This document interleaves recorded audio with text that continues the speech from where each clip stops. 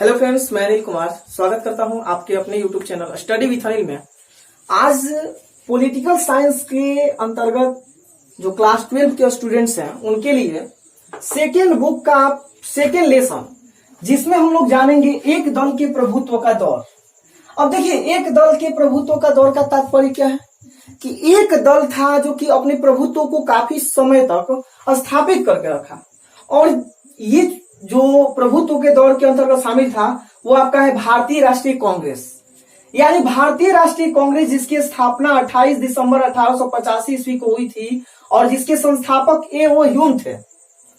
तो यह पार्टी जो कि भारतीय राष्ट्रीय कांग्रेस है, जो राष्ट्रवादी विचारधाराओं को जागृत करने में अपनी काफी अहम योगदान दी थी, उसके बारे में ही इस लेसन में हम लोग संपूर्ण रूप से पढ़ेंगे। आपको हम बता दें कि इस लेसन के अंतर्गत बहुत सारी जो विभिन्न टॉपिक्स के बारे में अध्ययन करेंगे और ये जानेंगे इसी समझ के माध्यम से कि क्या एक प्रक्रिया है सेकेंड लेसन के अंतर्गत। तो देखिए, यहां दिया कि लोकतंत्र स्थापित करने की चुनौतियां। पहला तो पॉइंट यह है कि लोकतंत्र स्थापित करने की क्या चुनौतियां हैं। तो देखिए, आपको बता दें कि जब देश आजाद हुआ तो देश के समक्ष कई बड़ी चुनौतियां थी। जैसा कि आपको पता होगा कि 3 सबसे बड़ी चुनौतियां थी, तो उसमें तीनों चुनौतियों में अगर देखा जाए तो ये लोकतंत्र की स्थापना करना एक चुनौती में था। अब यहां जानना है आपको कि लोकतंत्र क्या भारत में अचानक या एक मुहिम के दौरान इसकी स्थापना हुई, इसके बारे में हम लोग चर्चा करने वाले हैं इस वीडियो में। तो देखिए, पहले जानना तो जरूरी है कि लोकतंत्र क्या है। लोकतंत्र एक ऐसी शासन व्यवस्था है जिसके अंतर्गत किसी क्षेत्र विशेष के लोगों के द्वारा अपने प्रतिनिधियों का चयन किया जाता है और उस प्रतिनिधि के द्वारा अपने क्षेत्र की जनता के द्वारा, यानी कि क्षेत्र की जो जनता है उस जनता के प्रति अपनी प्रेम, दायित्व और स्नेह या विकासात्मक क्रियाओं को क्रियान्वित किया जाता है, इसके दायित्व को रखा जाता है। तो यहां तक बातों को स्पष्ट किया गया है। तो यानी कहने का मतलब है कि भारत में लोकतंत्र की स्थापना करने का मतलब यह था कि लोगों के बीच शासन व्यवस्था को कायम करना। अब आइए यहां देखिए कि भारत में लोकतंत्र की स्थापना कैसे हुई। तो भारतीय संविधान की प्रथम बैठक हुई। ये लोकतंत्र की प्रारंभिक दौर देखा गया था। चूंकि आपको पता होगा कि जिस देश में संवैधानिक दर्जा प्राप्त हो जाएगा तो वहां पर लोकतांत्रिक प्रक्रिया भी बेहतर हो जाती है। संविधान सभा की प्रथम बैठक होती है 9 दिसंबर 1946 को, और 9 दिसंबर 46 को जब इसकी प्रथम बैठक होती है तो वहां से लोकतांत्रिक का पहला दौर माना जाता है। और आपको बता दें कि स्थापना तो 9 दिसंबर को हुई थी, लेकिन 11 दिसंबर को संविधान सभा के अध्यक्ष, जो कि प्रथम स्थायी अध्यक्ष नियुक्त किए जाते हैं, डॉक्टर राजेंद्र प्रसाद। तो ये ऑब्जेक्टिव के तौर पर प्रश्न यहां से इंपोर्टेंट रूप से बनता है। यहां पर पॉइंट है कि 13 दिसंबर 1946 को पंडित जवाहरलाल नेहरू के द्वारा उद्देशिका प्रस्तुत या एक तरह से प्रभुत्व स्थापित किया जाता है।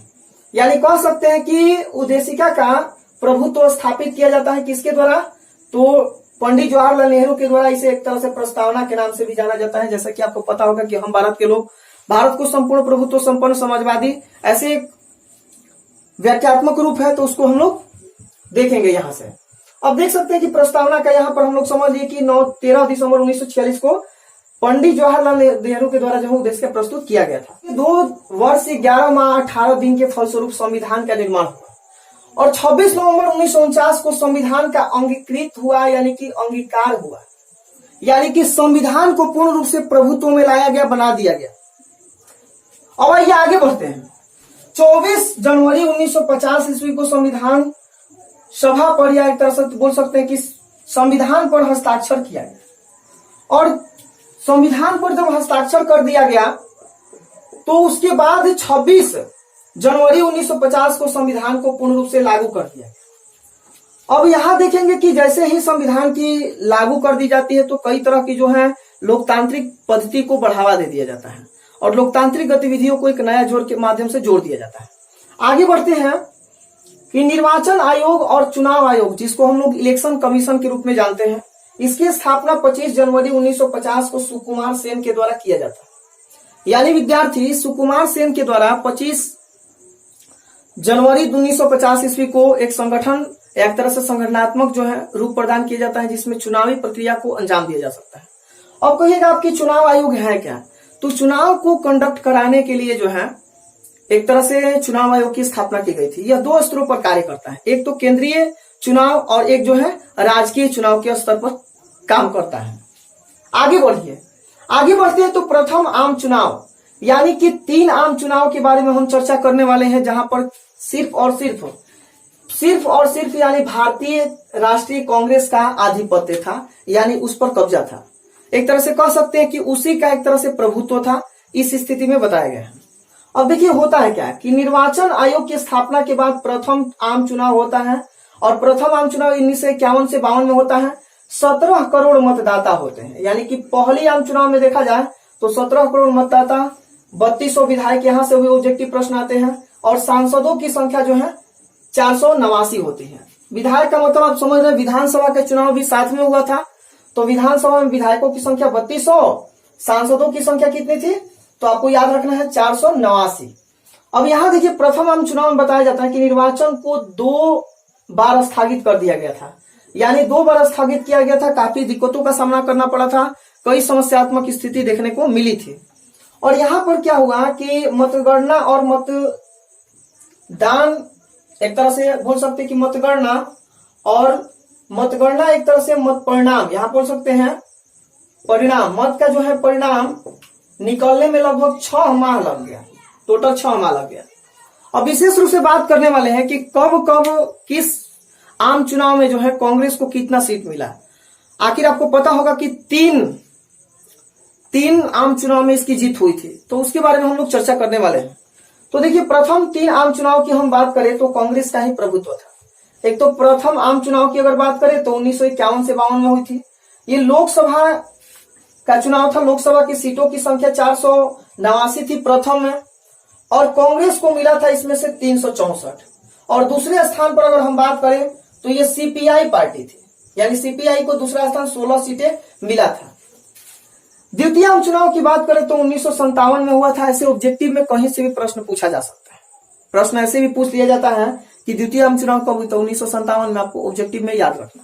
इस तरह सब्जेक्टिव के लिए भी काफी इंपोर्टेंट यहां से टॉपिक है। 1957 में लोकसभा के लिए सीटों की संख्या 494 थी, जिसमें से कांग्रेस को 371 सीट मिला, और ये भी प्रथम स्थान पर थी।